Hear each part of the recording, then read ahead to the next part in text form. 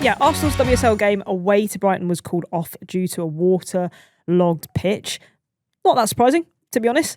It's happened before in their pitch, not quite waterlogged, but frozen. Yeah. Arsenal made the announcement just before 1 p.m. saying a pitch inspection took place this afternoon after the pitch covers came off, with a match official making the decision to postpone the fixture. So the game was due to kick off at 2:30. They called it off only an hour and a half before. Yeah, just over. I Yeah, think. so a lot of fans on social media weren't happy that the game was called off so close to kick-off. What are your feelings with this? It's happened. Yeah. It happens. It happens. Yeah.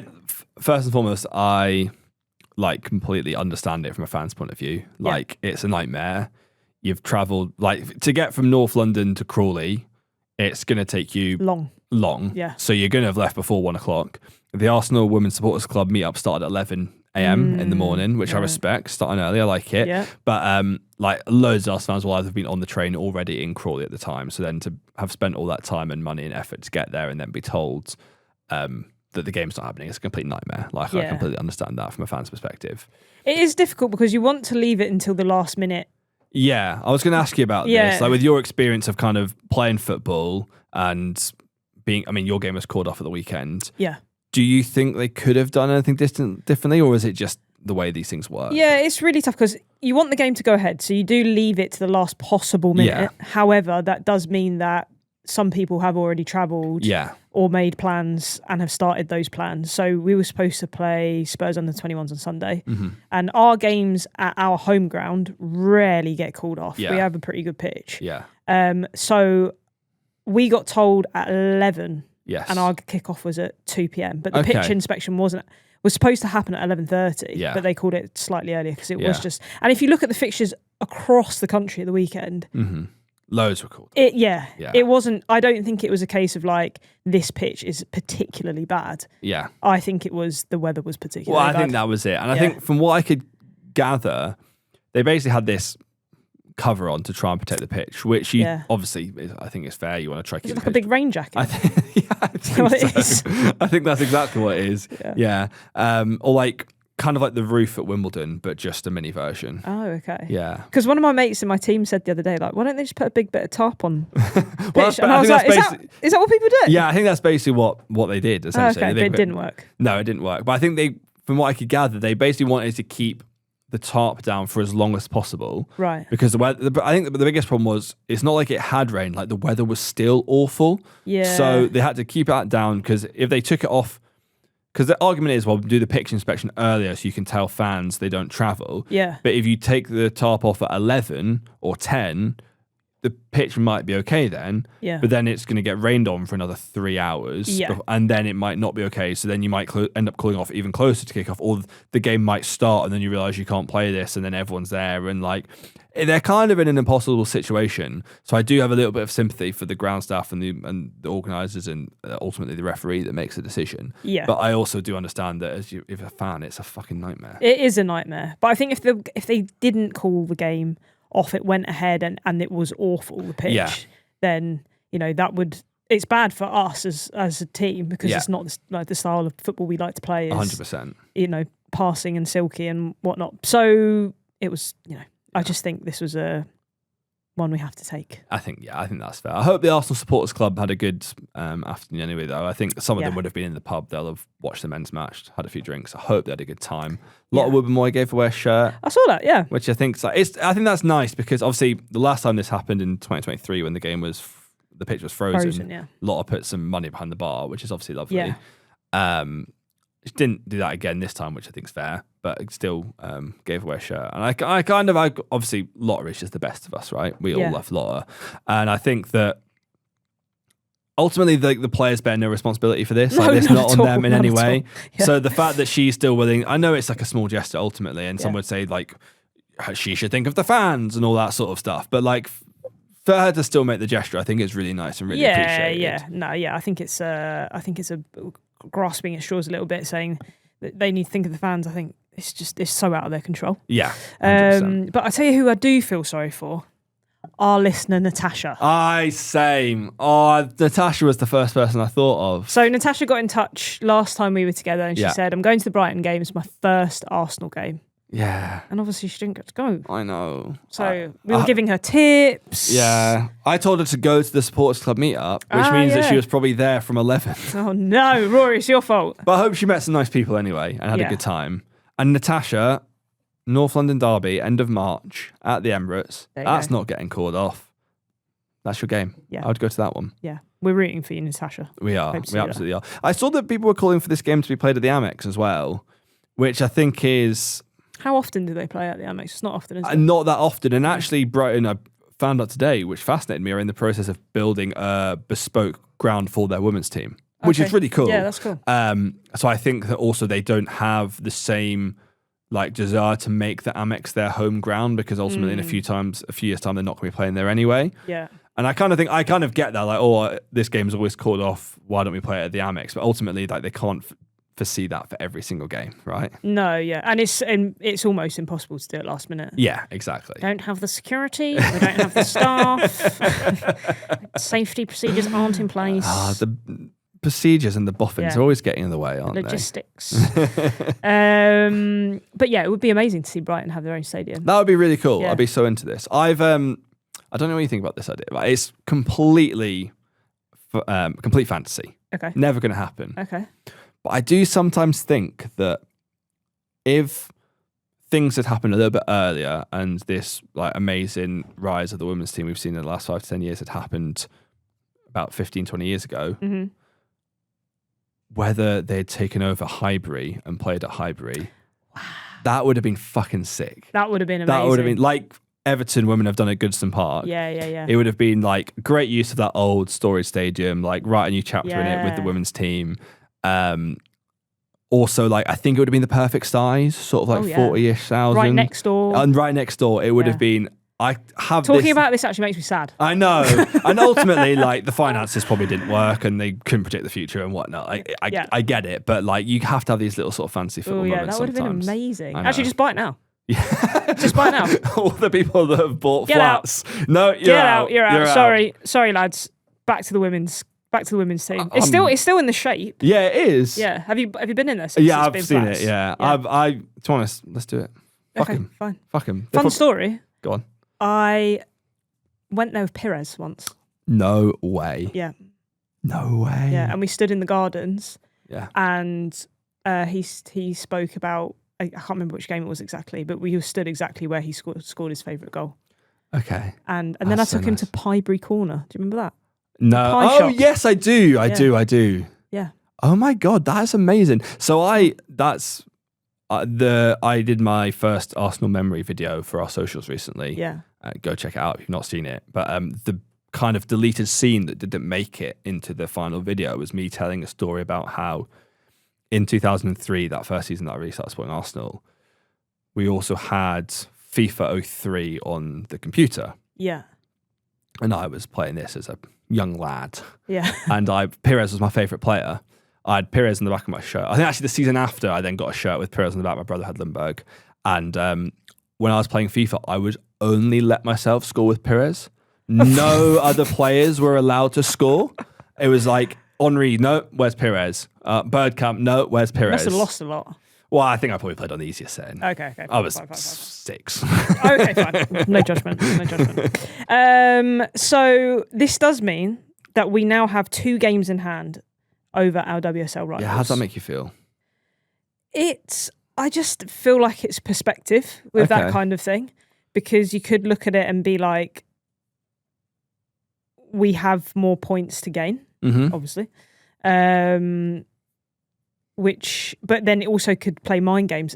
I don't know. It depends how you look at it. Yeah, I think, that's fair. I'm a little bit anxious about this just because I feel like these games are now going to come thick and fast. Well, that's at the end of the anything, season. yeah. We're going to be playing lots of football. Yeah. And again, like we were talking about yesterday with having the pressure of, being on TV and whatnot, everyone's going to be watching you, and it puts a lot more pressure on those games. If it makes them feel a much more must win. And I think also the other thing to consider as part of this is if we're going to turn to the Leuven game, and hopefully we get through that. We're in a very good position to get through that, and then we play Chelsea, which we've discussed. And if we get through the Chelsea quarterfinal, and playing the Champions League semi-final, those games were on a weekend. Yeah. So then that would be 2 extra games as well. So it could be 4 games we're trying to make up at the end of the season. Yeah. Which would be a complete nightmare. The other end of that is that obviously if Chelsea get through, they'll then have 2 extra games to make up compared to our 2 games currently. And if Man United get to the semi-final, they could also have games to make up. So it might be that it all evens out in the wash anyway. We'll see how we go. Yeah.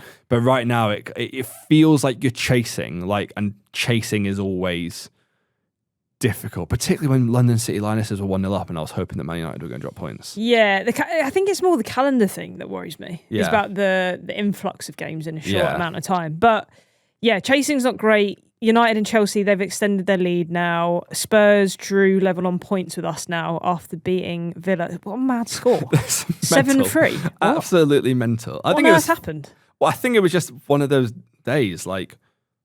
Villa are a bit of a weird team this season anyway. Yeah. Spurs are also slightly confusing. And the weather was mad. And everyone just kind of lost their heads. Okay. Just not going to defend. Yeah, exactly. No defence. Can't just like basketball. Yeah. One game that we need to cover on today's show is our Champions League fixture. Yes, against Some Leuven. football that actually did happen. It did happen. It did happen. 4-0 away. Yeah, it was a bit of a trouncing, to be honest. Is that a word? Yeah. Trouncing? Yeah, I'll give you a trouncing. What did you make of the game? I enjoyed it. I think it was everything we wanted, right? Yeah. Get the goal 22 minutes in, remove all the pressure, comfortable scoreline, and just kind of, get the job done really away from home. It'd be amazing for us to find a way to lose this game now. And I think particularly having played Leuven already and shown that we were better than them, because kind of make sure that there was no issues, I think was really key, and hopefully we can rest some players this week. I think for me, the story of the game is ultimately Olivia Smith playing up front again. Yeah. We talked about how this happened in the Man City game a couple of weeks ago now, and we liked it, but Rennie Slager's kind of said, maybe it was a kind of one-off thing, it might not happen again. So for her to next game go, we're going to start Olivia Smith centre forward again, and for her to score again, I think is a real interesting development. Yeah. And how do you feel? Would you like to see her continue there from what you've seen? It was interesting because I feel like it was such a different game to the Man City game. Yeah. Because obviously they just played a lot lower. And I think the City game, it's a little bit more open and there was more room for her to run in behind there. Yeah. But I feel I was really happy to see her in that position again, to be honest. I think it's good to know that we have options. 100%. Basically. But I think ultimately what I actually took from this game was that I actually think they defended so badly.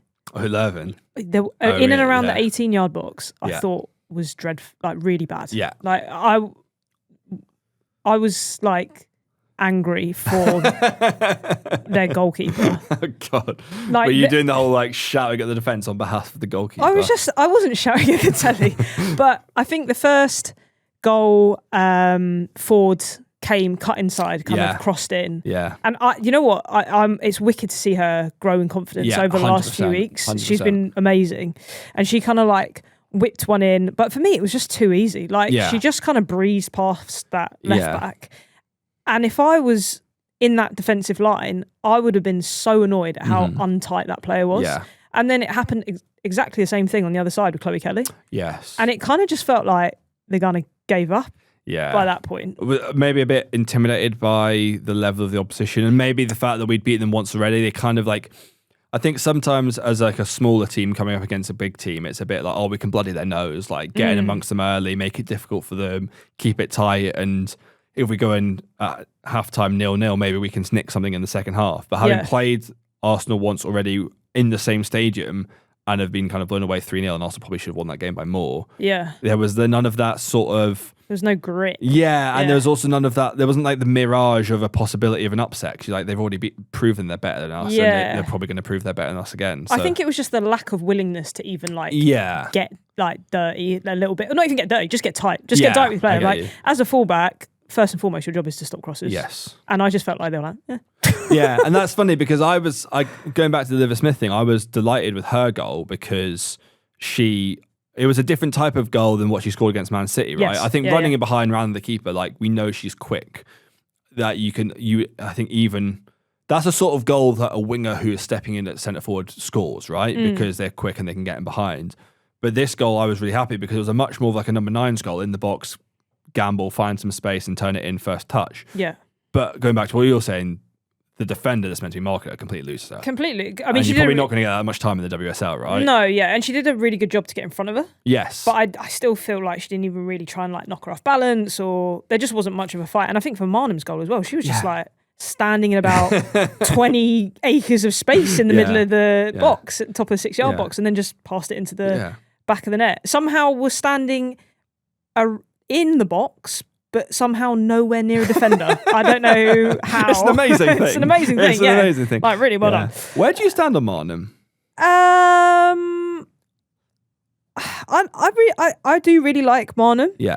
I feel like sometimes she does things well and they go amiss a little bit. Yeah.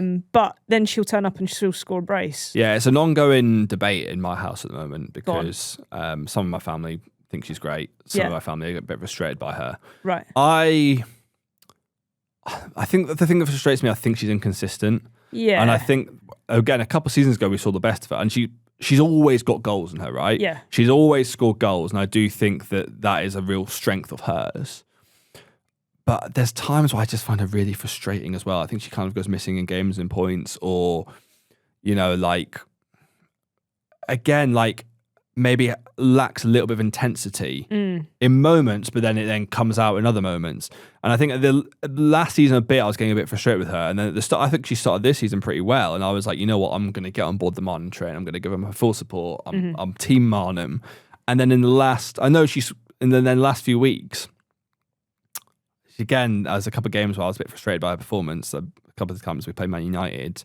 Then here she scores a brace again, and she shows that ability that she can always score goals, and she has quality. I think Leah Williamson was asked something along the lines of which Arsenal player who isn't currently in the World 11, that they do like FIFA World 11 thing, which one who's not in it currently do you think will get in it in the future? And she said Frida Maanum. So the players clearly all see that there's quality there. Yeah. And I think she does have quality, but I also think that the fact that she's not like making that position in her team her own, and she's not being like, I am a guaranteed start for this team, I'm going to contribute to every game and I'm going to become a really important player, is frustrating, because I think sometimes that is a waste of her quality. Do you think it's a system, or do you think it's the player? I think it's the player, and maybe a bit of both, because the other thing is the Arsenal 10 position is really interesting, right? Yeah. Because you've got, of all the players that have played there this season, you've got Frida Maanum, Alessia Russo, Mario Caldente. Yeah. And I think they're all going to bring completely different things to that position. Yeah. Caldente's your more classic, like creative, Yeah. wants the ball, going to get loads of assists, chip him with a goal type. Russo's like proper support striker. She's going to do all the like real hold-up play stuff really well, link between the midfield and attack, and hopefully get into the box and get a goal herself. And then Maanum, I kind of see her more like, again, if she's playing with Russo's going to continue doing that stuff, and then Maanum's almost going to run beyond her and get in the box and score a goal, or again use her ability to shoot from range, that sort of type of stuff. But again, she's not like that creative type. And I think that's interesting. You talk about the system. Well, you've got this same system with these three different players who are all going to approach the role slightly differently. I think it's kind of fascinating the way that works out.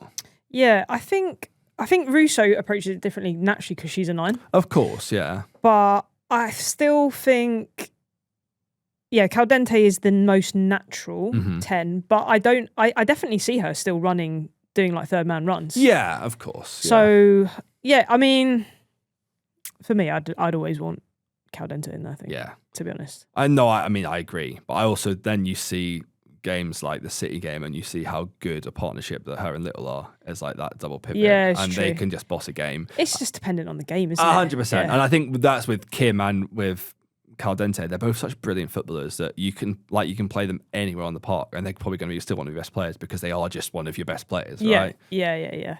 And talking to Kim Little, she made her 400th appearance in this match. Yes. What an achievement that is. Oh, come on. Big day for the fan club. Legend. Big day for the fan club, this. Yeah. I actually sat in a box with Kim Little once. Oh, yeah? And I don't usually get sick, that's a player, but Kim Little, I'm like, legend. Who did you get that more for, Robert Pires or Kim Little? Yeah, probably Perez. Only because I took him to a pie shop. Yeah, that was weird. It was a very strange experience. That is fair. Yeah, it was for like an advert thing. I didn't just ring him up and be like, "Do you want to go to a pie shop, mate?"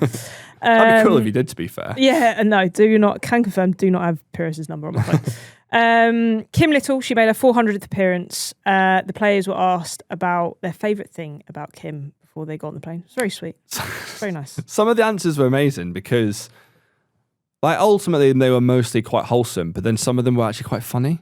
So Les just basically said she's a leader in a unique way. Which, I don't know what that means. Which feels, I'm sure she meant it in a nice way, but it also feels like it could be a dig. Like it's like when you're trying to find a way to describe someone you maybe don't like, but you don't want to be mean about them, so you just go, they're unique. I just get the impression that she just like cracks on. Yeah, she's just not phased. Yeah. I think that's ultimately the truth in it, but that did make me laugh. Emily Fox said, "I've been liking her player of the match selfies." Which, I haven't seen them. Which I think it's just more the fact that even the players are probably thinking that she's like a mum, like one of the old ones, doesn't quite know how to use an iPhone, type of thing. But and then Victoria Pullover was just moaning that Kim Little didn't follow her on Instagram for 6 months. Oh, is that what she said? Yeah. See, that's what I mean. Not bothered. No, not just bothered. Not bothered. But yeah. Victoria Pullover is like really accidentally funny. Yeah. If you ever see her in any Instagram clips, I think it maybe is the Dutch, and I've got Dutch family, so I know this well. Like they have a sort of really kind of to the point, blunt way of saying things that is just like, and their comedic timing is just like amazing. It's accidental. It's accidental. She's just kind of being herself, but to like an like independent observer, it's just genuinely like quite funny and quite well timed. Yeah. Another thing that happened pre-match, Katie McCabe was seen doing the 6-7 with her mascot, right? I'm going to be honest. I do know about this. Okay. As in like this trend or whatever. Yeah. Because of the younger players in my team. Okay, that's good context. Right. Outside of that, I didn't like what? Got no idea. Like, why? Yeah, I was pleased that McCabe's reaction to this was exactly what I think my reaction to this would be. Right. Like she kind of did it, but looked a little bit confused. And then I think on her Instagram, she posted like 6-7 or something like that. Right. Okay. Yeah. So that makes me feel quite good. Yeah. It made me. It felt relatable. Yeah. Exactly. I didn't feel like I was a complete dinosaur yet. No. Yeah. No. I do, to be honest. Sometimes in my team. The other day, I realised that I was twice the age of one of our players. Oh God. I know. Arsenal will host the second leg at Boreham Wood on Wednesday. Yes. So we're straight back into it. I'm going. Oh yeah. Yeah. Yeah. I don't think McDonald's in the offing. Yeah. Well, great because you haven't been there in a while. No, I haven't actually. You're right, and I can't go to the FA Cup game at the weekend, so I felt like I would have been deprived of some Boreham Wood action if I hadn't gone. Yeah, and I'm going to be honest. Just sort of from watching that game, I don't think their defence is going to be up for it. To be honest. So you're thinking. Much of the same. Fill your boots. If you're an Arsenal player going into this game, you think, I could do with a goal. Yeah. Fill your boots. Yeah. And we saw a little bit of squad rotation in this game, actually. So we saw Leah Williamson at the start. We saw Chloe Kelly as well, returning from injury. So what do you expect from this game in terms of squad rotation? Yeah, I think it's a weird timing because ultimately, again, I think we should rotate. And I think those two in particular are really important ones because they are ultimately starters for this team at their best. And because of injuries and whatnot, haven't been playing that much recently. So I think this is another good chance to get them in the team and get them up to speed and get them minutes. But it's a weird one because we haven't played at the weekend, so players can be fresh. Yep.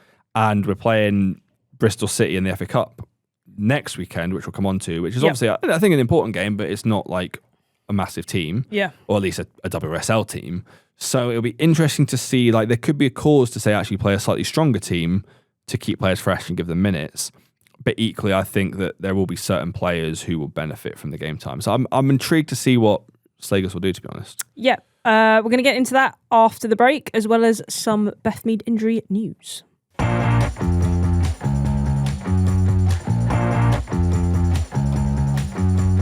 So, before we get into Bristol City, the FA Cup, and before we get into Beth Mead's injury, it was Valentine's weekend. It was. This week. Yeah. Did you do anything nice? House viewings.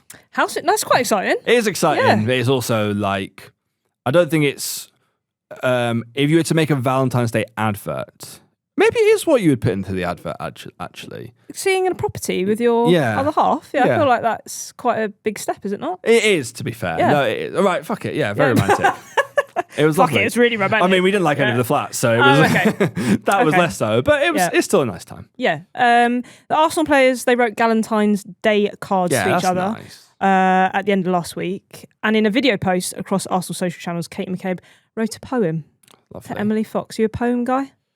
I've written poems in my time. Okay. Well, we're going to listen to Katie's poem right now. Emily Fox, pace like a spark, locking it down from light to dark. Sharp on the ball, cool under fire, raises the level, lifts the entire. My teammate, my gal, always switched on, Arsenal strong from whistle to dawn. Fox on the flank, no one gets through, proud to share a pitch with you. Isn't that beautiful? That's so thoughtful. Isn't it? Yeah. My favourite part of that when she goes, when Kadina goes, that's a thought. And she goes, isn't it? Aren't I really thoughtful? Aren't I just wonderful? Yeah, aren't I great? I didn't have it down to be such a Shakespeare though. Yeah, no. I also didn't get the sense that ChatGPT wasn't used. I don't think it was used. No, I don't think it was No, either. That didn't even cross my mind. No, yeah. If you were to write a poem for any Arsenal player, who'd it be? Any Arsenal player? Let's go. I would do Kim Little. Just legend, mate. Speaking of which, I've written a poem for Kim Little. Have you actually? Yeah. Wow. I thought if I'm going to ask you that question, I've got to come in with the receipts. Wow. Okay, cool. I'm so ready for this. Go on. Okay. I don't need dramatic music for you. I'm really sorry. I'll find some in post. Okay, It's fine. Little by name, but not by nature. 400 games and she keeps getting better. A midfield general, the heart of the team, a real growing up. I hope that's not mean. On that day in Lisbon, she lifted the trophy. We're the only in the land, not even Chelsea. 10 more years, she makes the Arsenal sing. Captain, leader, legend. That's our Kim. Aren't I great? Wow, aren't I really thoughtful? That's really thoughtful, Rory. Thanks, yeah. I felt like the fan club needed a kind of, maybe something to write above the door as people come in. Okay, yeah. Yeah, that's great. You are indeed a Shakespeare. Thank you. Yeah, I appreciate it. You said you weren't a romantic, clearly. Here you are. Only for footballers. Only for footballers. Yeah, only for leaders. I just did admin. Fair. I had an admin day. We had an admin day. Fair. Me and my wife, admin. Yeah. That's I learned that. I didn't realise that Galentine's Day was the night before Valentine's Day. Yeah, nor did I until I just looked it up. That feels like a boring marketing thing, if you ask me. Like, I think it probably started as like a Valentine's Day replacement, and then some like card company were like, let's make it the 13th and make even more money. Yeah, Moonpig. Yeah. The devil. Okay, Beth Mead, injury update. Beth Mead was spotted in a protective boot following our win over Man City last weekend, which is never not a great good sign. It has since been revealed that Mead has a hairline fracture on her shin and will be out, quotes, for the upcoming block of fixtures. Whatever that means. Which means probably quite a long time. Yeah. Yeah. Hairline fracture. I can't work out what that means. Hairline sounds maybe good news. It's a very fracture small... sounds maybe bad news. Yeah, it's a small fracture. Yeah. That's what it is. But I would imagine, not that I am a medical professional, but from talking from past experience, like at least 3 months.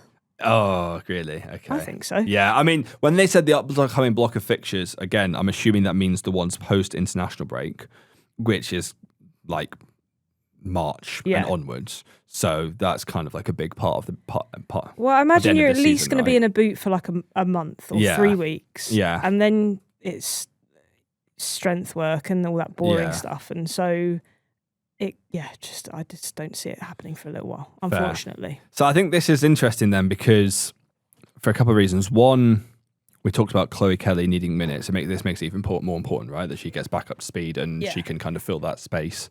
And also maybe around the Olivia Smith conversation that I think she's good up front. I think the big thing that I didn't mention before about her playing up front is that she is a goal scorer. Yeah. And this team has lacked goals at certain times this season.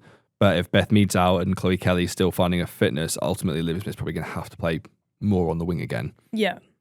So maybe that puts a little bit of a halt to that. And I think that, look, Beth Mead gets her criticisms, I think, sometimes unfairly. Like she's been a really important part of the way Arsenal played in the last few weeks. We spoke after the City game and the Chelsea game about the way that she's kind of played a little more inside and helped Arsenal overload the midfield. And she's assisted loads of goals for Arsenal this season. And it's going to be interesting now going into the most important part of the season, if we're going to be playing it without Beth Mead, how we are able to adapt and change without her. Yeah, it will be very interesting. I definitely feel like she has switched up her style of play slightly this season. Yes. In that role. And it suited her. 100%, yeah. How we do that with other players or how that transcribes with other players, let's see. But I think, we have enough backup there. Yeah. For me not to feel too uncomfortable. I think that's fair. I would love to see Chloe Kelly now come back from injury and really nail down that right wing spot, to be honest, and show the Chloe Kelly that we all know and love, right? And have those big moments that she's so good for. Because, again, as I mentioned earlier in the season, watching the documentary back made me realise how good she was in the latter half of last season for us. Yeah. And I think that, we all love Chloe Kelly and we'd love to see her at her best. So hopefully this is, again, with every bad thing, there's a positive effect, right? And this positive effect might be that Chloe Kelly comes back in. Hopefully she can stay fit. Because I also think that ultimately what probably happens if Kelly's not quite up to fitness yet and Mead is injured, Olivia Smith plays on that right-hand side. And I just don't... I think she's lively and good, but I just don't think she's as good on that right-hand side as she is on the left. All her goals when she's on the wing has been coming in on that right foot and finishing or scoring from range or whatever. And on that right, she is lively, but she doesn't have that same end product. And I feel like if we see more of that, we might go back to Arsenal being a little bit toothless again. Yeah. So, we'll see. We'll see. The only other thing I can see is maybe Smila Holmberg playing a little bit further forward. She did that for a little bit in the Champions Cup final, but again, it's a different solution, right? Yeah, I also think we maybe need a bit of experience as well. Yeah, 100%. It's a lot to ask for someone so young. FA Cup, Arsenal, we are playing Bristol City Sunday at 1:00 in the 5th round. They are currently 3rd in the WSL2. They were relegated from the WSL in 23-24 and they only won one match all season that season. Arsenal beat them 5-0 at Boreham Wood in that season. How are you feeling about that game? I am feeling confident. Yeah, I'm feeling confident as well. I think that, again, we're in a really good run of form. I think we will win on Wednesday because, as you said, Leuven could not defend. And I think we'll come into this game with loads of confidence at home. And I think we'll be fine. I think Bristol City are in an interesting place because, as I said, they got relegated. As you said, they got relegated a couple of seasons ago. And then last season, they didn't have that good a time of it, dropping down to the WSL2. But they're in a title race this season in 3rd. They've got new owners. Just sponsored by Guinness now. That's Lovely. A nice thing. Great. So I think the vibes are up. And I do think as a WSL side in the FA Cup, if there is going to be an upset, the kind of flying WSL2 teams are the ones to be watchful of. So that's the thing to maybe be a bit wary of. But ultimately, I think we are way better than them. And that will show in the end. I think the disparity between the WSL and the WSL2 is just still... I know, I'd agree with you way too much. Yeah. To even feel sort of nervous, which is not, that's not a good thing. I'd much prefer it to be more competitive. I know, I agree. But yeah, I feel like cup sets in the women's FA Cup definitely come just much earlier in the rounds. Not this one, but I would like to see another cup set. That's what makes the FA Cup exciting, isn't it? Definitely. So, but yeah, just not this one. No, not this one. I think we'll be fine. And I think, again, we spoke before about how important the FA Cup, I think, is really us first this season. Definitely. While winning the league is just not an option right now. Yeah. To still win, I think, a big trophy will be really important, not only just for us to have a nice day at Wembley, which I know we all want to, but I think also for Renee Slakers and her project that she's building. We're going to go into next year with essentially the remit is rebuild this team. Yeah. And I think that's maybe not as dramatic as it sounds. It's probably still going to be 70% the same, but that extra 30% is hopefully going to take us to the next level. But I think getting a big day out at Wembley and a big cup win just gives her more authority to do that. And it just helps create the belief that we are moving in the right direction a little bit. If we go from winning the Champions League to a season with no trophies, obviously we've still got the Champions League as well this season, and who knows what happened there. Yeah. But if we go from that to a season with no trophies, and then we go into it puts a lot on next season, Because if next season starts badly and we're out the title race by November, as we have been for the last few seasons, I think there could be loads of pressure on the Redknapp Slagers. Yeah. I think there would be anyway, but I think a trophy win this season would just help that a little bit. Yeah, help smooth things out a little Yeah. bit. You know what I'd love? I'd love to get into summer and Arsenal have won a league Yeah. and maybe another trophy or two. Yeah. We've won the FA Cup. Yeah. And it's just a double trophy situation. And in the Champions League final? I mean, that would be amazing. In Oslo. Oslo's a nice place to visit. It's a lovely place to visit. Although my I mean, brother's getting married on the same day. forget that. Yeah. Yep. Sorry. So I Rory's can't, brother. I can't come to the wedding. He's the non-Arsenal brother as well, so he won't exactly. understand. It's out the window. What a summer that would be. Yeah. That And would be great. That would be great. And my friends would find me unbearable. And it'd be fantastic. Ahead of the game, if you want to learn more about Bristol City, our fellow Stack Show Up Front recently did an interview with the legendary Sophie Ingle as well, who joined in the summer. And we can call her legendary now because she's left Chelsea. Yeah.